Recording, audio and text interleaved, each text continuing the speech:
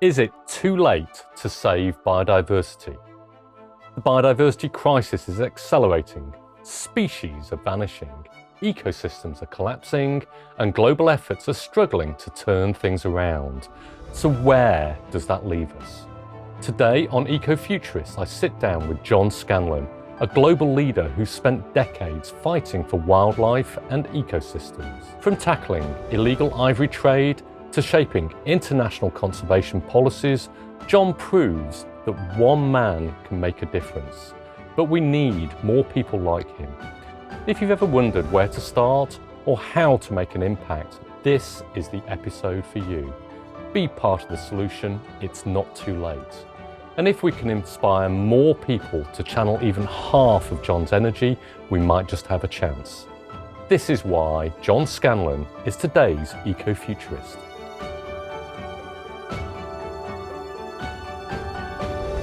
John, welcome to Eco Futurists. Thanks, Andy. Pleasure to be here.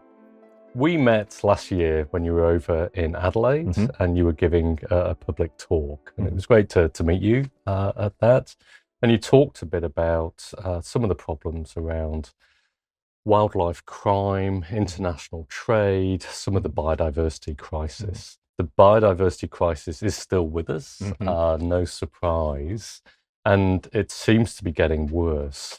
But can you perhaps tell us a few positive stories about how some of the work that you're doing and the organisations you're involved with have started to reverse that biodiversity decline? Yeah, thanks, Andy. We are facing a crisis, as you've said. It seems to be getting worse. The reality is we have to persist, work hard, work harder, and we are seeing some positive signs. So, and you can look at it, at an ecosystem scale, or you can look at a species scale. You can also look at it through the law of, the lens of the law, the lens of policy, the lens of finance. So just a few examples. I mean, if I go back to about 2010, we were facing a massive crisis with the illegal killing and illegal trade of elephant ivory, right? And we had about 100,000 elephants killed over a period of just 3 years. Wow. Now, it was a massive crisis, and it was having a huge impact not only on elephant populations, ecosystems, local people, security. Now, the international community really paid a lot of attention to it. We saw it at from the UN level right down to a local level. Yep. Fast forward to today, that poaching and smuggling of ivory hasn't stopped, but it has severely reduced, right? So we've got a real reduction in the poaching of the African elephant, a reduction in the trafficking of its ivory. We're actually seeing in some parts of Africa, some parts of Kenya, for example, a recovery of elephant populations. Of elephants. And elephants going back to places that they hadn't been for decades because it was too insecure. So, that's just one example. A lot of attention to a crisis, not solved, but a long way down the road of solving a really, really tragic situation. Yeah. And I guess as we progress along, we learn more about the systems that we're dealing with, and we also uncover more problems around the biodiversity crisis because we uncover new trade routes, or we uncover new species that are being traded, or we're able to more clearly document, the decline of species, which probably, scientists obviously do in great detail, but then really need to orientate towards developing solutions to some of that biodiversity crisis. Give us some kind of context in terms of how we're tracking with the biodiversity crisis. Is it continuing to get worse, or are we starting to get better, or have we got better and then got worse, or what's what's our scorecard look like? Yeah, overall, I'd say the prognosis is not looking that good. Okay, so could try harder? Just at the moment, could try harder. A C plus or a C minus? Okay, it's a C minus, right? Yeah. So, I mean, we're not failed, but we're somewhere, I would say if you think of the English Premier League, say, okay, we're not about to get relegated, but we're not about to qualify for the Champions League either. Okay. We're sort of somewhere in between, and we really need to aspire to be right up the top of the ladder if we're going to reverse the biodiversity crisis. So, as you said, we've got much better information now. We've got much better knowledge of biodiversity, ecosystems, species. We've got a much better understanding of the scale of the impact we're having. the nature of it, and the impacts of it. So we're much better informed. Yeah. So in a way, we are not making the progress we need to, but at the same time, we are better understanding, what's happening, and therefore we can better understand how we can respond and respond effectively. There are some, bright spots. There are some good things happening, but they're just not happening at a scale that is yet going to turn around, the trends we're seeing. So how do we make that shift? How do we change the scale of impact of work that we're doing? I mean, we talk about entering, the sixth mass extinction on Earth. The biodiversity crisis, it's a complex issue, as you know. You've got a kind of a cocktail of really deadly forces which are combining together. You've got invasive species, you've got habitat clearance, you've got unsustainable take and illegal take and harvest, and then on top of that you've got climate change. So you've got all of these combining together. How do we have, and also you work with and have worked with some really big international intergovernmental organizations. So United Nations, Environment Agency, and then NGOs working in that space as well. How do we tackle the biodiversity crisis from that top level down to on ground? Big question, right? Yeah, because and it depends what scale you come into it at, right? Yeah. So you can come in at a global scale, and we now have 1,400 multilateral environmental agreements that have been negotiated over the last 50 years. Of them, there's about 20 that are at a global level. Yeah. That includes Convention on Biological Diversity, desertification, climate change, other conventions that are more specific, migratory species, CITES on wildlife trade, Ramsar on wetlands, etc. So you've got a good architectural framework. The Convention on Biological Diversity has adopted a plan, the Global Biodiversity Framework, and that is a plan, with a number of targets about what we need to do between now and 2030 to turn this all around. Right. Now, that's all good. But that's all good in theory, right? But we had a plan to 2020 as well. Yeah. Did we? We did. We'd forgotten about that, hadn't we? Yeah. And we didn't achieve any of the targets that were set out in that plan. Yeah. So we've now got a new plan to 2030. Yeah. Okay. And we're only 5 years away. We're only 5 years away, right? So in one sense, we have a framework, and the framework at international level is relatively robust. We're really struggling, though, to implement it. Yeah. And biodiversity and the protection of biodiversity ecosystems becomes quite a regional and a national and a local issue at the end of the day. So this has to translate onto the ground. And the way in which you do that depends on many different factors. So we haven't really struggled to put the architecture in place. We've been quite effective there, but we're really struggling there. We're struggling with financing. So how do you finance this? And there's a lot of things we can talk about there. How do you set aside protected areas? How do you better involve Indigenous peoples and local communities, recognising their fundamental role with respect to biodiversity conservation? So there's a lot of elements there that are sort of understood, but not being well applied. Yeah. And presumably the answer is a combination of all of those together with some of those. So we've got the architecture in place. We know what's causing some of the problems, and we've got some clear ideas of what we should do about that, and some targets in place. So that modelling work has been done. So yeah, in terms of that implementation, and then the problem is, it's the tragedy of the commons, isn't it? It's this is a problem that needs to be solved.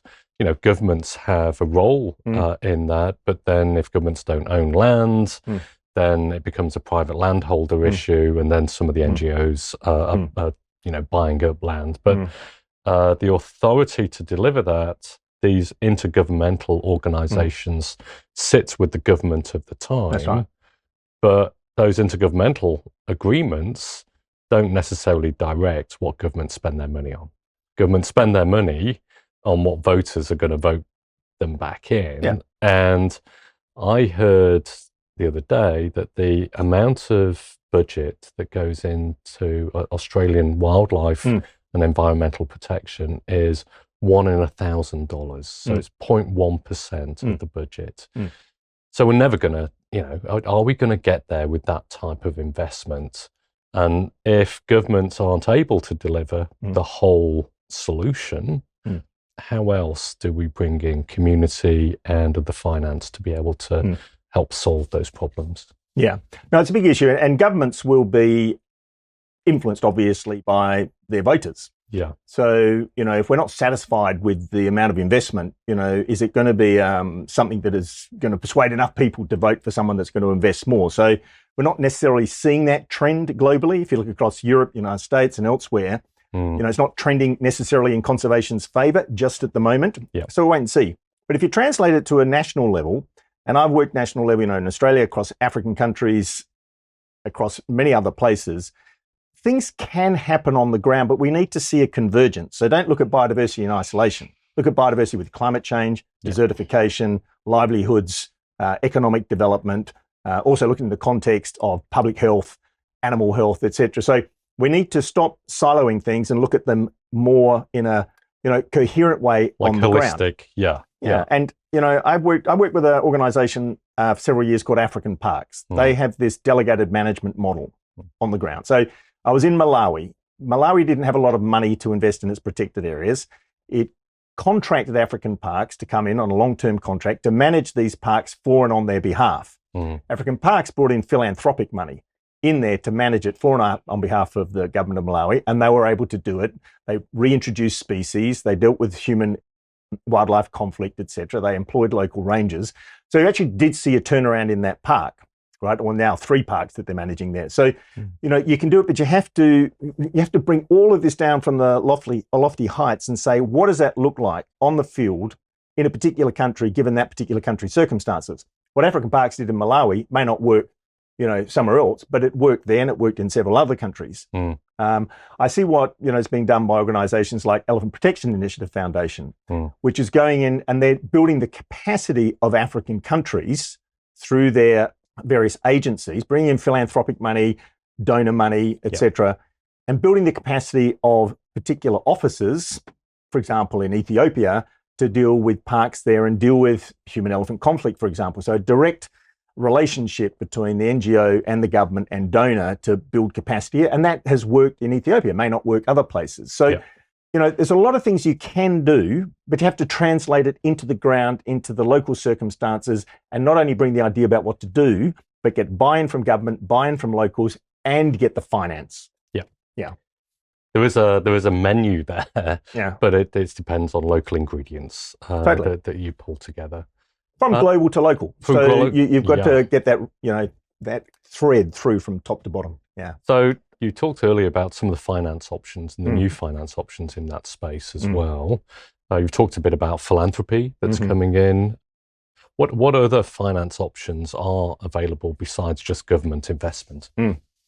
So first and foremost, you do want to look to government because, for me, I look at conservation. Well, I think you should start there, right? but you look at it, we have to look at conservation as, you invest in health, you invest in education, you invest in physical infrastructure. The natural environment is part of that essential infrastructure for, a prosperous state, right? So there needs to be government investment. In certain places, you can bring in philanthropic money, and there are certain philanthropic sources. Some are at a larger scale, some are at a smaller scale. You need somehow to translate what the philanthropist wants and match that with what's wanted on the ground. But you can bring in philanthropic money, and there's, quite a few philanthropists out there. Then you can also look at, government, development assistance. So there is development assistance from multiple countries that allows you to channel that into the, natural estate. But the amount of money coming from all of these sources is not enough. It's minuscule given the scale of the challenges and given the value of nature from many different perspectives. So how do you scale it up? So people are looking at subsidies, are there perverse subsidies you can remove and then put that saving into conservation? The problem is there are a lot of other sectors looking for subsidies to be reduced and put into their sector. Health, education, not just wildlife conservation. Then we've seen development assistance start to drop in some places. And philanthropy can be sometimes not, but can often be a little bit fickle. It comes and it goes. So you can have a good 3 years, then it stops, and the whole thing stops as well. So, now we're looking at biodiversity credits, looking at, carbon credits. We're looking at so many different ways and means of attracting financing. At the end of the day, if you don't have financing for conservation, it's not going to work. And the problem is, I guess, those people involved in land management and wanting to protect biodiversity assets, now they have to spend increasing time and energy applying for grants, attracting philanthropy, finding out about carbon credits and biodiversity credits. It's, and that's taking away from time of actually managing the asset. Yeah. So that core government investment that probably should be increased to bear the basic burden of maintaining those assets. And then anything else which comes in is, is an added bonus and can fund and support an expansion of those activities. Yeah. Because let's be clear, I mean, here in Australia, there are something like 100 ecosystems that have less than 30% habitat remaining. The cost of, if you were to restore those, the cost runs to billions. It's 10 to 50 billion is the estimates to actually restore that. But it's a good investment and the return on investment will be there, but it's just hard to persuade governments and voting public that is going to be worth it, given there are a lot of immediate pressures to deal with at the same time. Yeah. Say I'm a philanthropist. How would you persuade me to invest $10 million in restoring an Australian ecosystem? What's the return I'm going to get?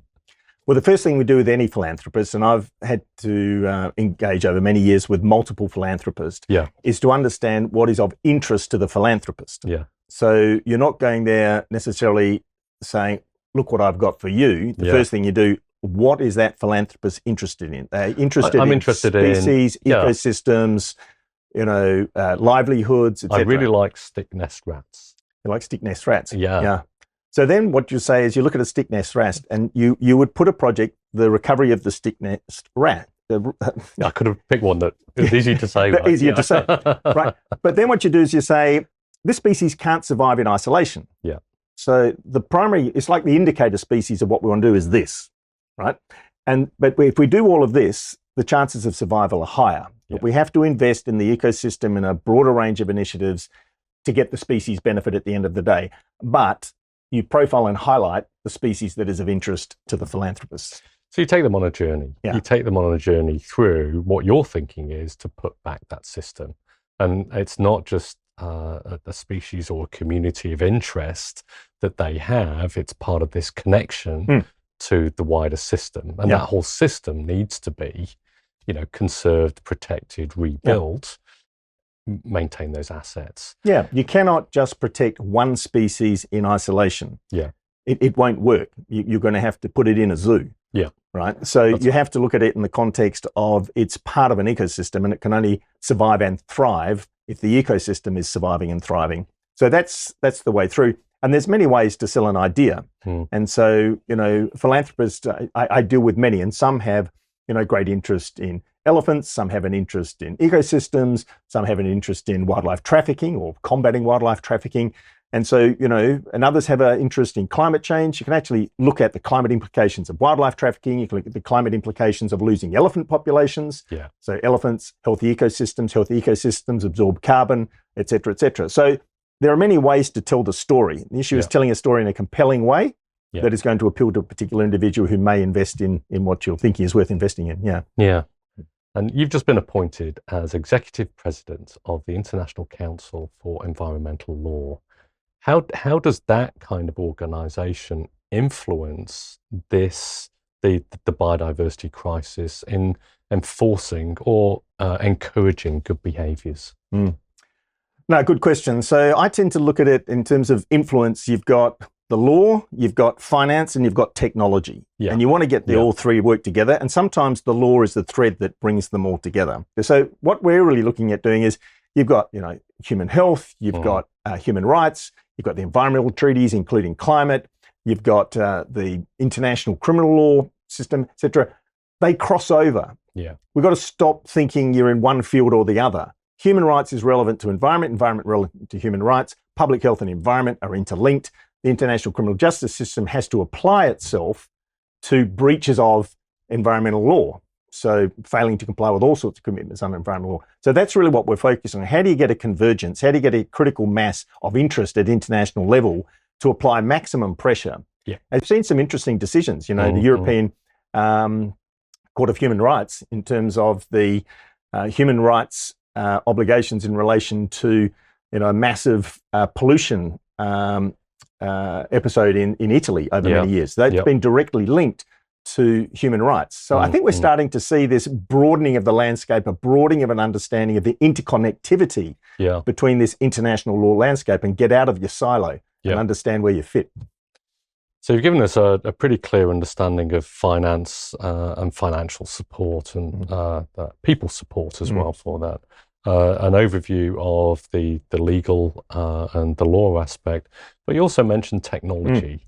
What kind of technology are you seeing coming in, and how can technology be best applied to the biodiversity crisis?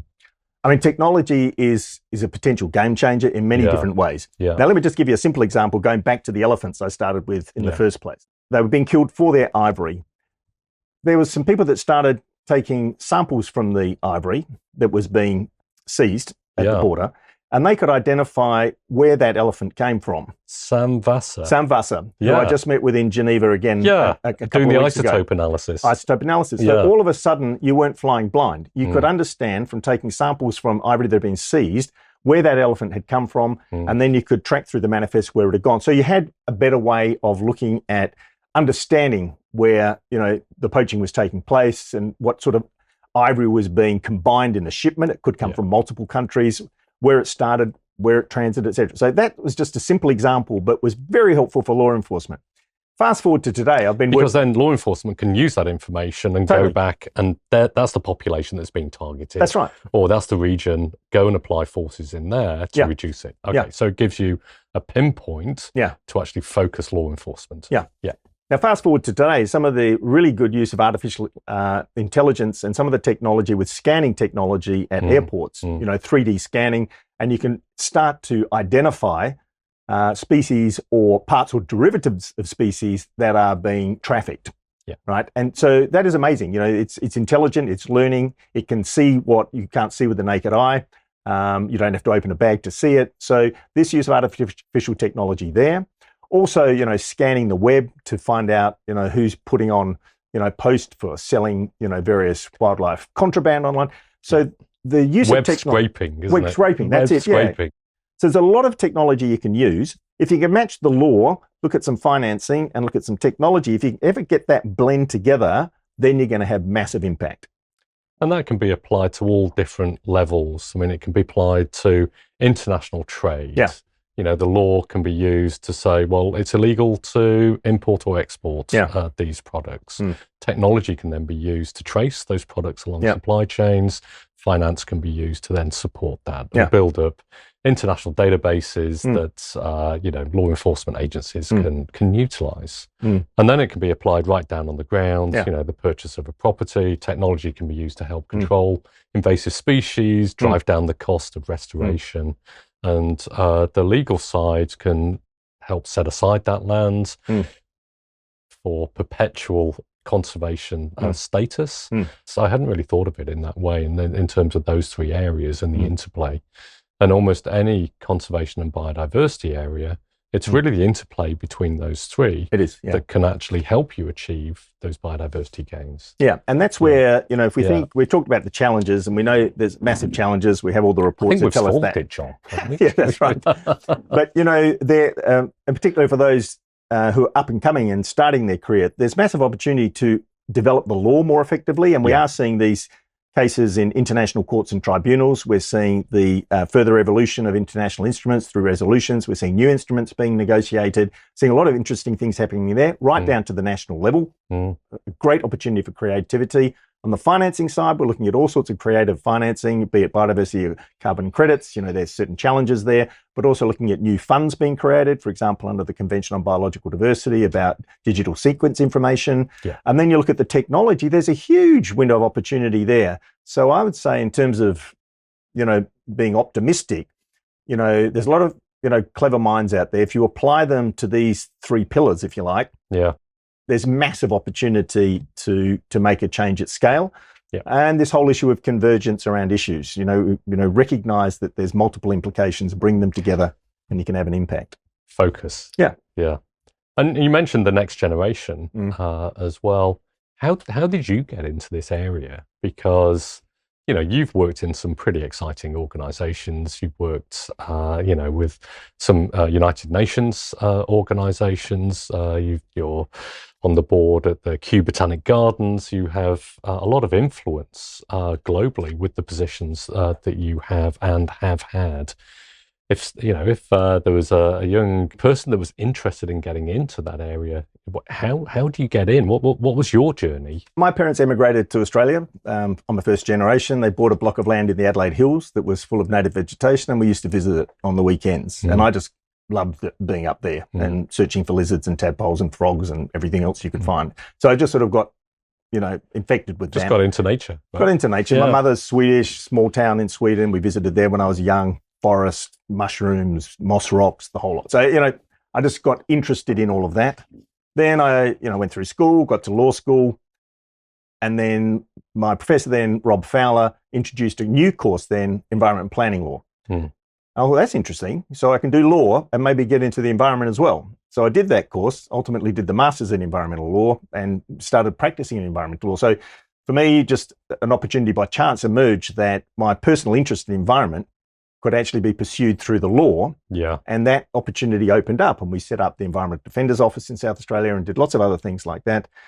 And then one thing after another. I mean, I took a lot of risk. You know, I went into legal practice. I left to pursue a career in government, left to try and get some work internationally, got my first job with the World Bank in Guyana in South America, then got a second one there, and then got one in Vietnam, and then got one in Botswana, and And so then I left that, then I came back to government. I left government again because I wanted to go international, went to the World Commission on Dams. Sounds like a nightmare CV, right?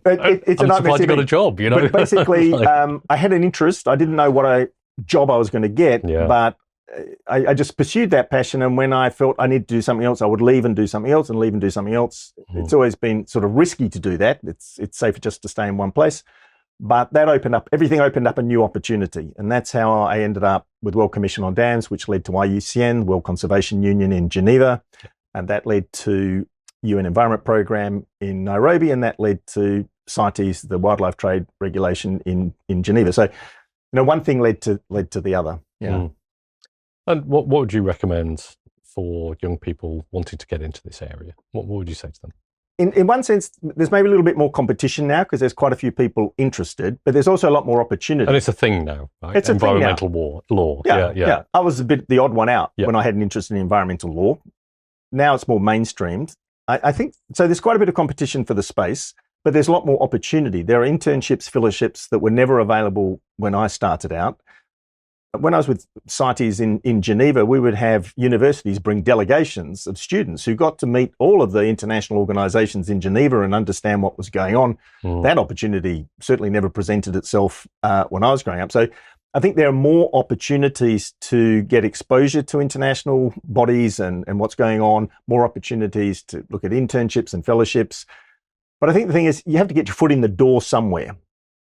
And my view is, if you can get your foot in the door, do a good job. Don't be distracted. Because quite often, if you see a lot of opportunities, I see some young ones, they take it on, but they get distracted because they're thinking about what's the next thing I can do. Do what you're doing, do it well, keep the eye on the ball, and that will lead to the next thing.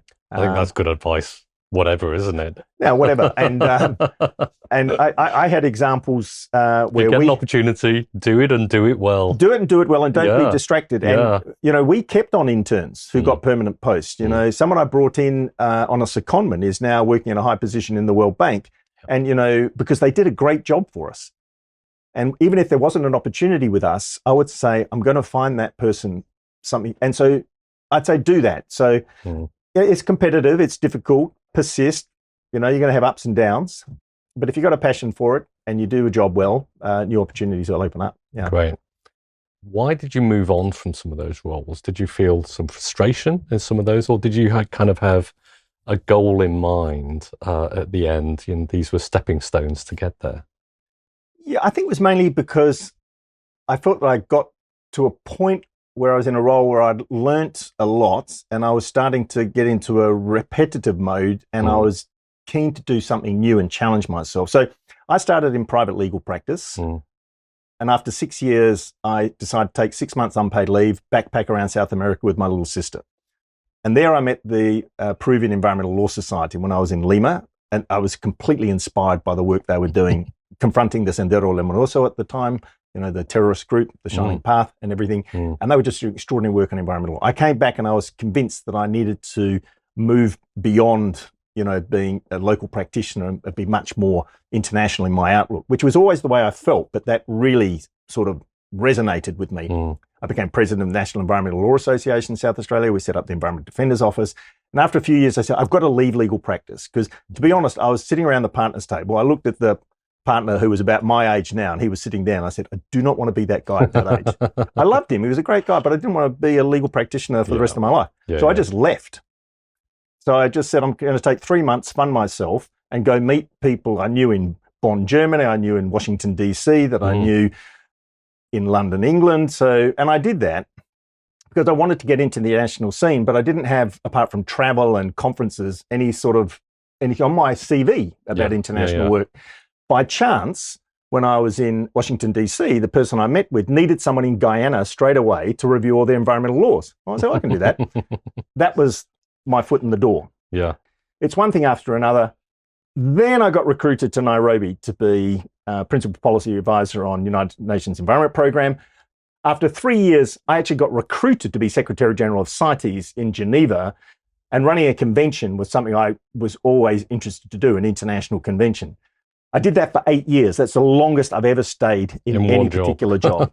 I love that job, but after 8 years, I really felt 8 years, I'd exhausted everything I could give to that convention, and I wanted a new challenge. And that's when African Parks offered me a job to come and join them as special envoy for a couple of years. So it's been mainly personal progression, personal growth, getting to a point where I felt that I needed a new challenge. I know for some, when you're in a job, once you know it and you feel comfortable, you think, oh, great. For me, once I know it and I'm comfortable, I get restless. I want to do something else. I want to learn something else. I want to be in a new place, new challenge. So for me, I've never said I want that particular job. I like the environment. I like working with people. I like diversity. I like dealing with people from multiple cultures. I like being able to go to different places if I can somehow combine that. So that's sort of what's inspired me. But yeah, it's really been, feeling as though I've done all I can do in a particular place. A couple of times it was, governments making decisions to pull apart what they just put together and thinking, that's not where I want to put my energy. I just can't go back. No, I mean, it was just, I didn't think it was worth, I wasn't going to make the best contribution there. So it was better to leave and move on. So. Yeah. And of those career highlights, which would be the one that you'd probably be most proud of? I would say the thing I'm most proud of is that I had a crack, right? So I had a go. So with all the things I've done, whether it's UNEP, World Commission on Dams, or here in South Australia, or whether it was with CITES, we were always facing obstacles. So what I'm most proud of is I didn't let the obstacle stop me from making progress. I didn't let opposition stop me from moving ahead. I didn't let criticism deflect me. And obviously you take criticism, and if it's legitimate, you adjust. But I think with all the jobs I've had, I've always faced a degree of resistance because we're trying to do things differently, change things. And then I feel that I've never sort of been knocked off balance by that resistance that I encountered in every role I've ever had. That takes some doing to maintain true to that vision and be able to push it through. It's tough at the time, but it's worth it. And when you reflect back, you feel better that you took a stand than surrendered. And sometimes, as I said, you do need to surrender. Sometimes you need to adjust because you realize you get criticism or feedback and you think, oh, actually, I'm a bit off track here. I need to adjust. But other times it's just because there's a different worldview. And I would say to some people, whatever role I was, say CITES Secretary General, people would criticize me about this and that. So I completely get your point of view. But while I'm here, this is the point of view I have, and this is why I have the point of view, and I'm going to persist with it. And if people don't like it... Whether you like it or not. Well, if people don't like it, they can remove me, but I will do it this way. And I'll explain. These are the reasons why. And, it was based on the convention and its resolutions, and this is what we're doing. And, I could have from the animal rights to the hunters, attacking me from different perspectives, but I would speak to everyone. I'd explain my position and my rationale. If my rationale was wrong, I would adjust, but otherwise I'd persist. And I think that's the thing. Don't be knocked off balance just because somebody criticizes you or has a different worldview. Accommodate that, understand it, be respectful, But if you're on the right track, then keep going. Going to come to our last question. Hope or wonder? I mean, you've got to have both, I'd say. I mean, but I would add sort of a little bit of pragmatic realism. So for me, we are really up against it, okay? Yeah. We have to be honest about that. Recognizing the scale and the nature of the challenge, then say, what's the opportunity to get past that, right? And you have to hope for the best, plan for the worst, maybe. But, and then wonder, because there's so many other things to be discovered and so many other things to understand and so many other things. So I'm at a particular stage of my career, I'm still on a rapid learning path. Everything I'm doing, I'm learning more. You just said Royal Botanical Gardens Kew. I joined that. I learned a huge amount there, in particular about fungi and the work that Royal Botanical Gardens is doing on fungi. Elephant Protected Initiative with the 26 states. I've learned so much from there, All the other things. So I'd say I have hope, I wonder, but I think you have to be realistic, and then you have to work out, given the circumstances you find yourself in and the circumstances the world finds itself in, what is the most effective route to home, recognizing, you're just trying to shift the needle in the direction you want to go. You're not going to get everything you want, but what's the best thing you can do, where, when, and how to try and shift in your direction and communicate it and act in a way that is relevant to the circumstances you find yourself in. So that would be my take. Look, John, I think it's been a fantastic conversation. I think we've almost solved the biodiversity crisis through the combination of law, finance and technology.